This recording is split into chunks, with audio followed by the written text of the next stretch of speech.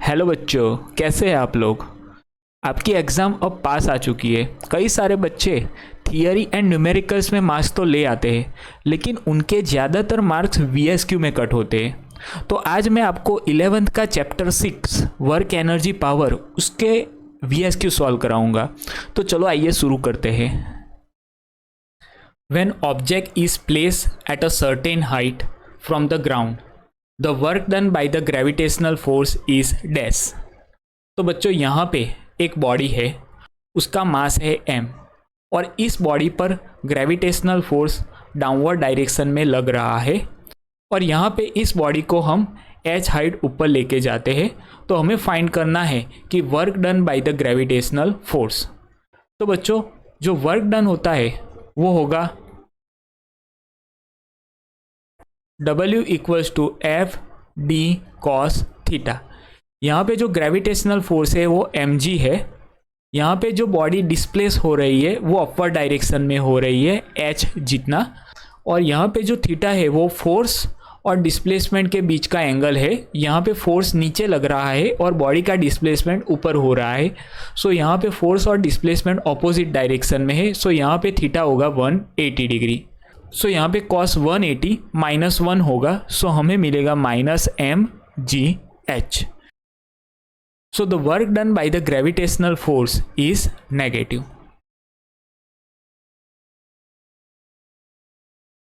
When work is 0, then speed of object is dash.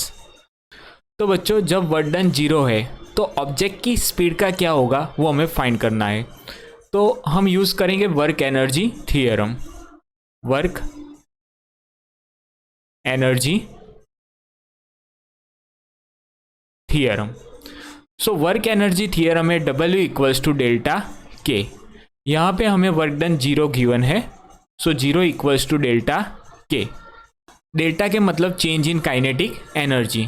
Final kinetic energy minus initial kinetic energy equals to 0। तो यहाँ पे होगा KF equals to KI। Kinetic energy का equation होता है 1/2 mv²। सो यहाँ पे हम रखेंगे 1/2 mvf² इक्वल्स टू 1/2 mvi²। यहाँ पे m/2 कैंसिल हो जाएंगे। सो हमें मिलेगा vf² इक्वल्स टू vi²।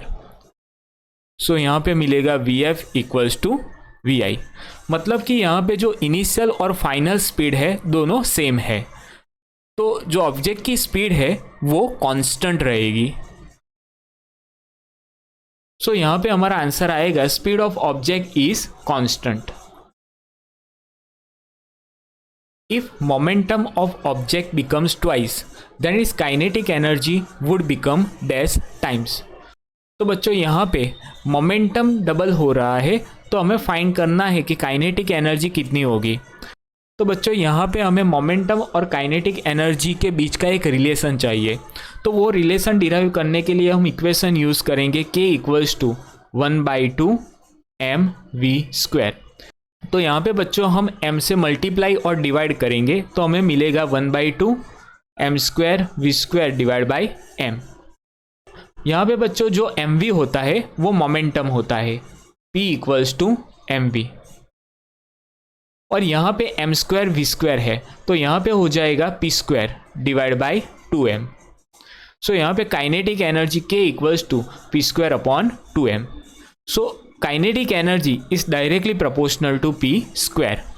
तो इस रिलेशन को यूज़ करके हम काइनेटिक एनर्जी फाइंड करेंगे। K directly proportional to p²। जब मोमेंटम p1 है तब काइनेटिक एनर्जी k1 है। सो K1 प्रोपोर्शनल टू p1²। इसको हम इक्वेशन 1 बोलते हैं। और जब मोमेंटम p2 है तब काइनेटिक एनर्जी k2 है। So K2 directly proportional to p2²। इसको हम इक्वेशन 2 बोलते हैं। तो जब momentum p1 equals to p है तब kinetic energy K1 equals to k है।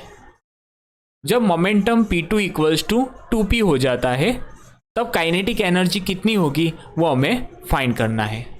सो यहाँ पे हम इक्वेशन 2 और 1 का रेशियो लेंगे।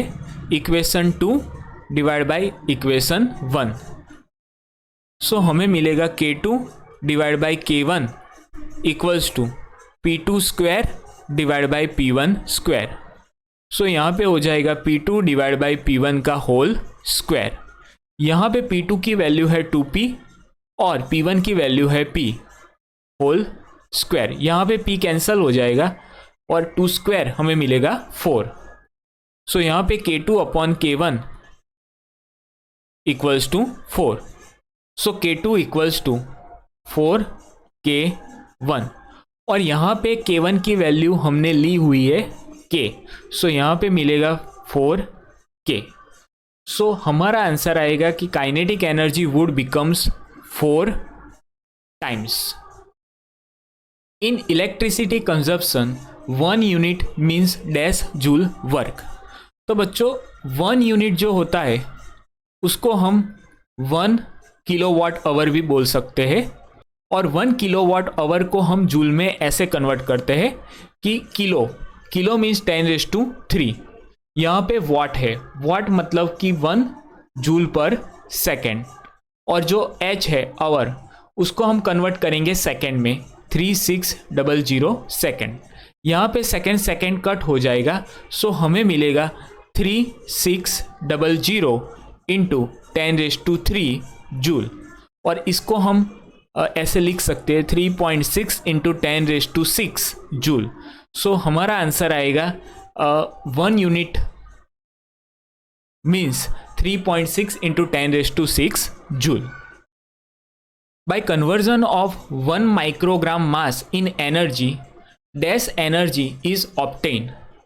सो यहाँ पे हमको मास गिवन है और इस मास को हमको एनर्जी में कन्वर्ट करना है। तो यहाँ पे मास गिवन है m इक्वल्स टू 1 माइक्रोग्राम। पहले तो हम इसको किलोग्राम में कन्वर्ट करेंगे। किलोग्राम में कन्वर्ट करने के लिए पहले हम माइक्रोग्राम को ग्राम में कन्वर्ट करेंगे। 1 माइक्रोग्राम मीन्स 10⁻6 ग्राम और इस ग्राम को हम केजी में कन्वर्ट करेंगे। सो 10⁻9 केजी। अब इस मास को हमको एनर्जी में कन्वर्ट करना है तो हम इक्वेशन यूज करेंगे E equals to mc square. यहाँ पे मास है 10⁻9 और यहाँ पे जो C है वो होगा 3 इंटू 10⁸ का होल स्क्वायर। सो यहाँ पे हमें मिलेगा 10⁻9 इंटू 3 का स्क्वायर 9 और 10⁸ का स्क्वायर हो जाएगा यहाँ पे 8 2 जा 16। तो इसको आप सॉल्व करेंगे तो आपको मिलेगा 9 into 10⁻7 joule. If two objects stuck together after collision then it is called elastic collision. True और फॉल्स। तो बच्चों जब कोलाइजन के बाद दो ऑब्जेक्ट एक दूसरे के साथ जुड़ जाते हैं तब वो इलास्टिक कोलाइजन होता है। तो बच्चों ये स्टेटमेंट रॉन्ग है, फॉल्स है, क्योंकि कोलाइजन के बाद दो ऑब्जेक्ट एक दूसरे के साथ जुड़ जाते हैं तो वो इलास्टिक कोलाइजन नहीं, वो होता है perfectly in elastic collision. Perfectly in elastic collision. In inelastic collision, both momentum and kinetic energy are conserved। True और false। तो बच्चों ये स्टेटमेंट फॉल्स है क्योंकि जब इनइलास्टिक कोलाइजन होता है तब मोमेंटम तो कंजर्व होती है। सो ये स्टेटमेंट रॉन्ग है।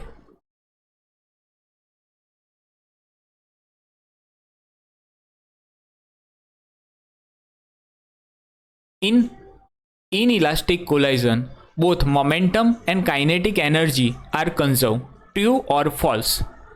बच्चों जब इनइलास्टिक कोलाइजन होता है तब मोमेंटम तो कंजर्व होता है बट काइनेटिक एनर्जी कंजर्व नहीं होता है, इसीलिए ये स्टेटमेंट फॉल्स है। If work is done on the system by non conservative force then potential energy increases. True और फॉल्स। बच्चों जब कोई सिस्टम पर नॉन कंजर्वेटिव फोर्स काम कर रहा होता है तब सिस्टम की पोटेंशियल एनर्जी चेंज नहीं होती। जब कोई सिस्टम पर कंजर्वेटिव फोर्स काम कर रहा होता है तभी सिस्टम की पोटेंशियल एनर्जी चेंज होगी। मतलब कि ये स्टेटमेंट रॉन्ग है।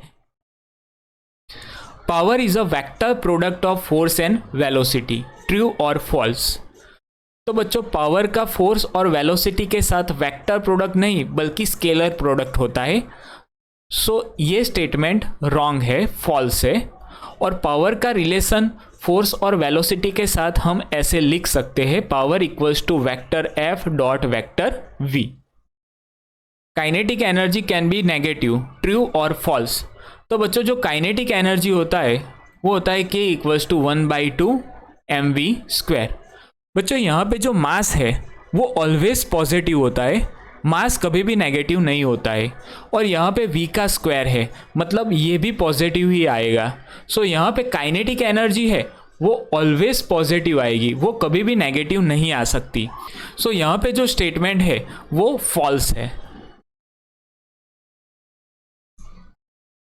If vector A equals to 2i cap minus 2j cap and vector B equals to 2k cap, then vector A dot vector B equals to dash। तो बच्चों यहाँ पे vector A और वेक्टर B को हम ऐसे लिख सकते हैं, vector A equals to 2i cap minus 2j cap plus 0k cap. और वेक्टर B को हम ऐसे लिख सकते हैं, vector B equals to 0i cap plus 0j cap plus 2k cap. और यहाँ पे हम vector A dot vector B करेंगे। पहले तो हम वेक्टर A लिखेंगे 2i cap minus 2j cap plus 0k cap dot 0i cap plus 0j cap plus 2k cap. यहाँ पे हम आई कैप के साथ जो कोएफिशिएंट है उसका मल्टीप्लिकेशन करेंगे, जे कैप के साथ जो कोएफिशिएंट है उसका मल्टीप्लिकेशन करेंगे और के कैप के साथ जो कोएफिशिएंट है उसका मल्टीप्लिकेशन करेंगे। तो हमें मिलेगा 2 into 0 plus minus 2 into 0 plus 0 into 2। सो यहाँ पे हो जाएगा 0 प्लस 0 प्लस 0। सो यहाँ पे हमें आंसर मिलेगा vector A dot vector B equals to 0। Work done by the body will be positive और नेगेटिव। तो बच्चों जो work done by the body होता है वो नेगेटिव होता है। तो वो नेगेटिव कैसे होता है वो हम एक एग्जाम्पल लेके समझते हैं। तो बच्चों यहाँ पे एक बॉडी है, इस बॉडी पर हम F जितना फोर्स लगाते हैं, उसकी वजह से बॉडी D जितना डिस्प्लेस होती है। और यहाँ पे बॉडी जो है वो सरफेस पर F जितना फ्रिक्शन फोर्स भी लगाती है। तो यहाँ पे हम बोल सकते हैं कि जो work done by the body है वो work done by the frictional force होगा। Work done by the body means work done by the friction force।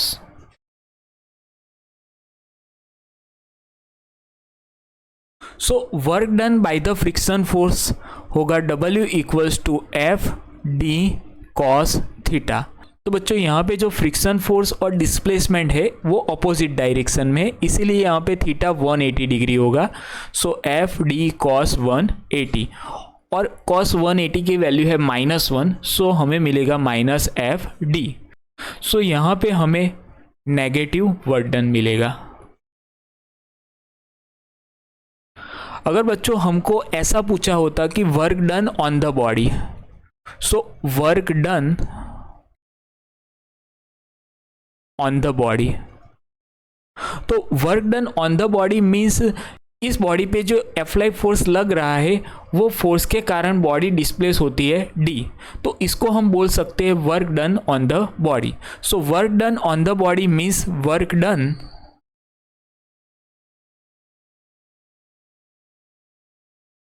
Bye the applied force. So यहाँ पे हमें वर्क डन मिलेगा F D cos theta, F D cos. और यहाँ पे जो force और डिस्प्लेसमेंट है वो सेम डायरेक्शन में है, इसलिए यहाँ थीटा इक्वल्स टू 0 डिग्री होगा और कॉस 0 1 होता है। सो वर्क डन मिलेगा एफ डी और यहाँ पे हमको पॉजिटिव वर्क मिलेगा। if friction force of 200 Newton exerted opposite to the motion of object drag up to 10 meter, then what will be the work done by the friction force on the road? तो बच्चों यहाँ पे एक body है, इस body को जब हम फोर्स अप्लाई करेंगे तो यहाँ पे फ्रिक्शन फोर्स और डिस्प्लेसमेंट ऑपोजिट डायरेक्शन में लग रहे हैं। यहाँ पे जो फ्रिक्शन फोर्स की वैल्यू है वो है 200 न्यूटन। यहाँ पे जो बॉडी डिस्प्लेस होती है वो है 10 मीटर। तो यहाँ पे हमें वर्क डन मिलेगा, work done W equals to F D cos theta.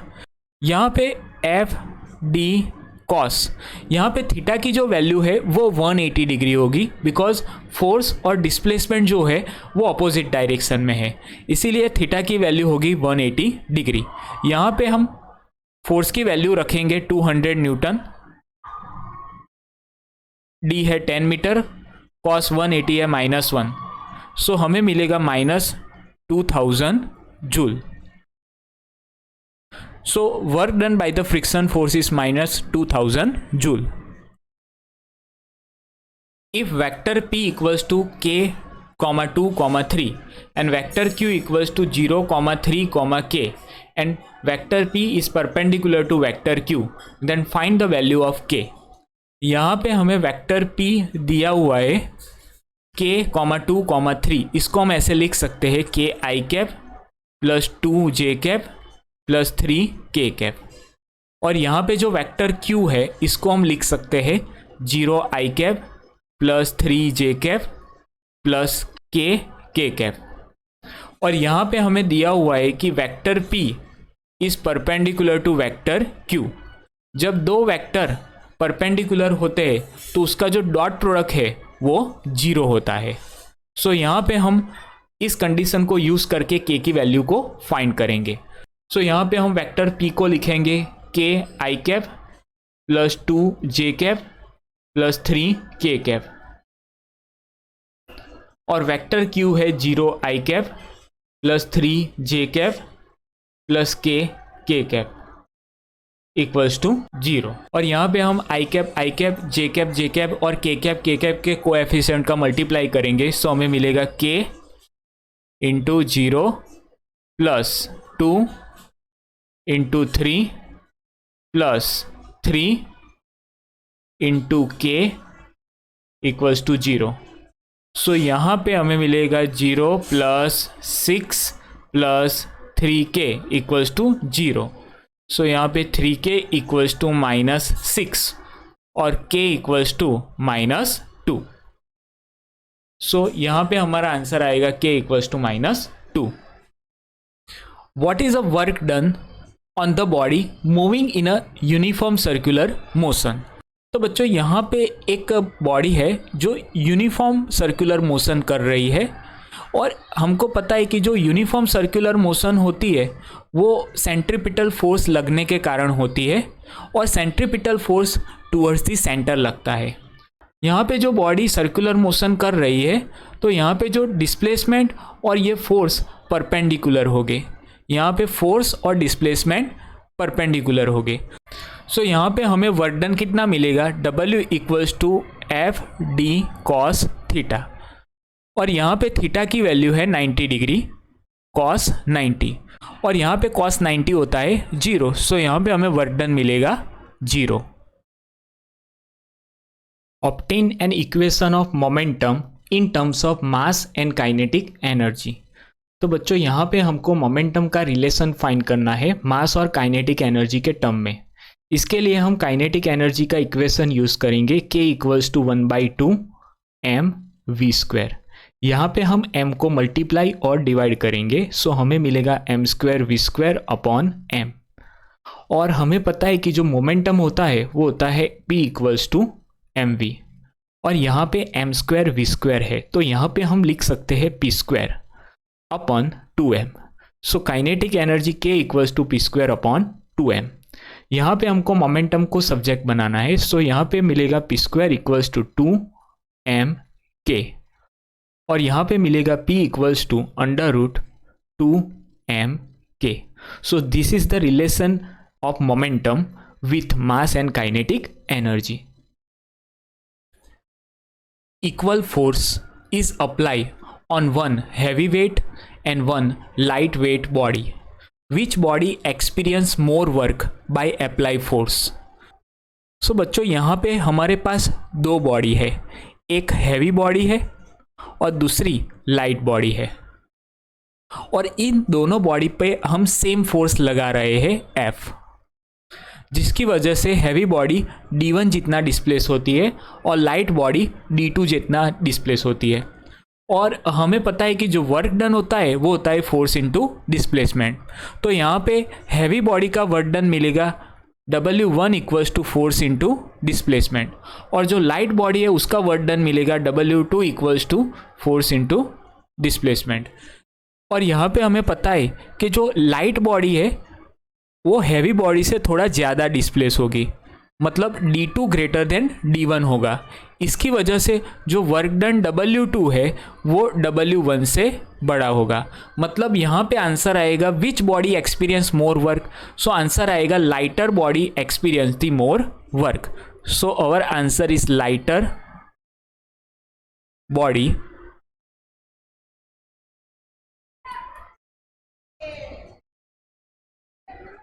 experience the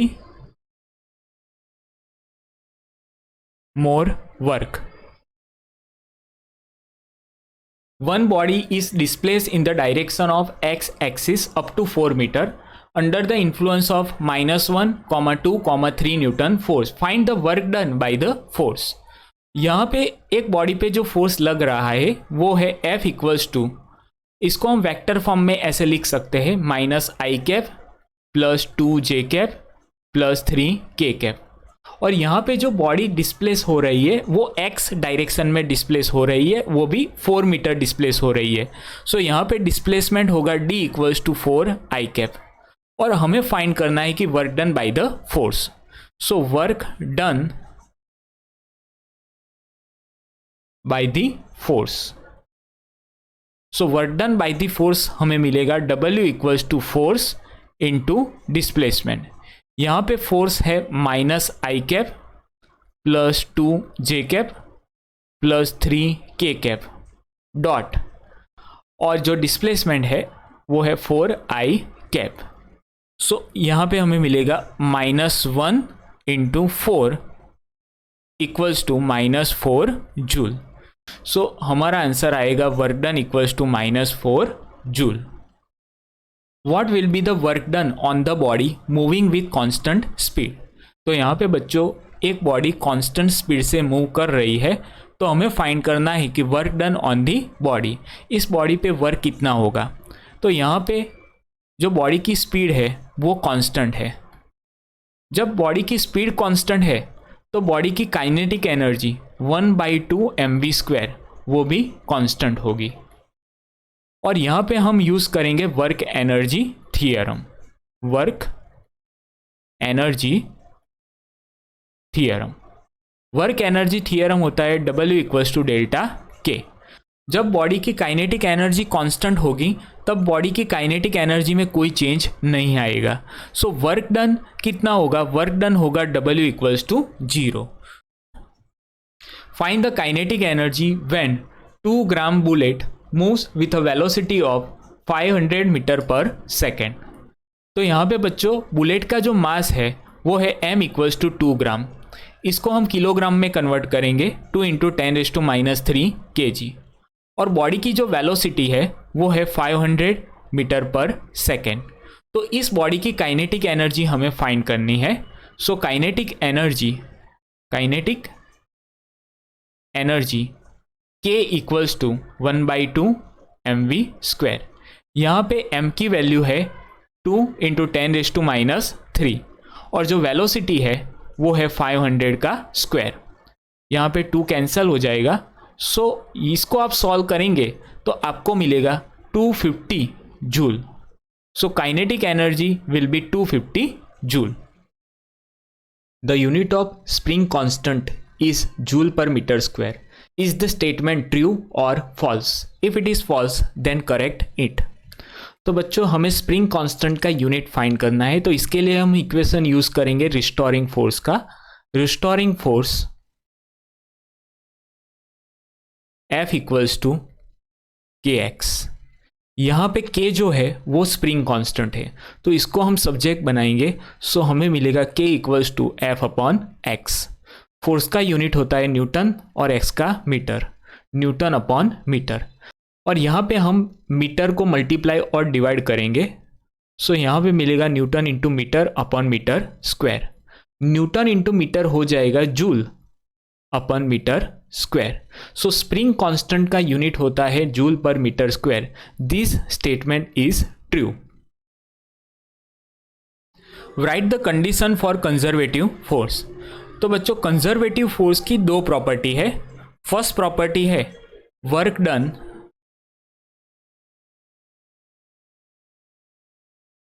is independent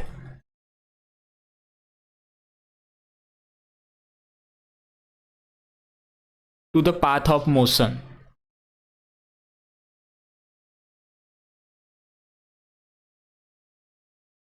and second property है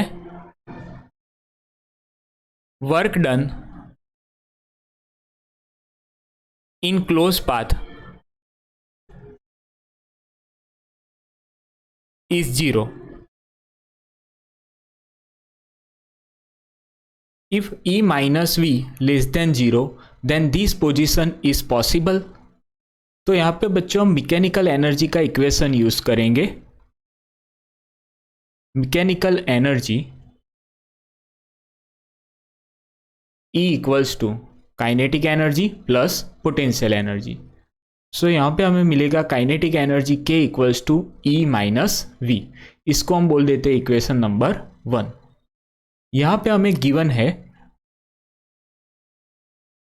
E minus V less than 0 और E माइनस वी होता है kinetic energy. So kinetic energy is less than 0। इसका मतलब ये हुआ कि kinetic energy negative है। पर हमें पता है कि काइनेटिक एनर्जी कभी भी नेगेटिव नहीं होती है, वो ऑलवेज पॉजिटिव होती है। और यहाँ पे हमें पूछा है E minus V less than 0 then this position is possible. So E minus V less than 0 का मतलब है काइनेटिक एनर्जी नेगेटिव है। सो पार्टिकल की ऐसी कोई भी पोजीशन पॉसिबल नहीं हो सकती जहां पे काइनेटिक एनर्जी नेगेटिव हो। सो इसका आंसर आएगा no. Which physical quantity is conserve in elastic as well as in elastic collision. तो बच्चों जो लीनियर मोमेंटम होता है वो इलास्टिक कोलाइजन हो या फिर इन इलास्टिक कोलाइजन हो, लीनियर मोमेंटम ऑलवेज कंजर्व होता है। सो हमारा आंसर आएगा linear momentum. Kilowatt hour is a unit of which physical quantity, energy और पावर। सो बच्चों किलोवाट आवर जो होता है वो एनर्जी का यूनिट होता है और हमें पता है कि 1 kilowatt hour equals to 3.6 into 10⁶ joule। If a bulb of 100 watt continue for 10 hours, then how much electric energy will be consumed? So बच्चों इलेक्ट्रिक एनर्जी फाइंड करने के लिए हम इक्वेशन यूज करेंगे पावर का। Power equals to work done upon time. यहाँ पे work done मिलेगा पावर इंटू टाइम। यहाँ पे हमें पावर गिवन है 100 वाट और टाइम है 10 आवर, तो यहाँ पे मिलेगा 1000 वाट आवर। तो यहाँ पे 1000 को लिख सकते हैं 10⁻³ वाट मतलब 1 जूल पर सेकेंड और आवर मीन्स इसको हम सेकेंड में कन्वर्ट करेंगे 3600 सेकेंड। यहाँ पे सेकेंड कट हो जाएगा। सो हमें मिलेगा 3600 10⁻³ जूल। तो इसको हम ऐसे लिख सकते हैं 3.6 इंटू 10⁻⁶ जूल। सो यहाँ पे बल्ब कितनी इलेक्ट्रिक एनर्जी कंज्यूम करेगा? सो इसका आंसर आएगा 3.6 इंटू 10⁻⁶ जूल।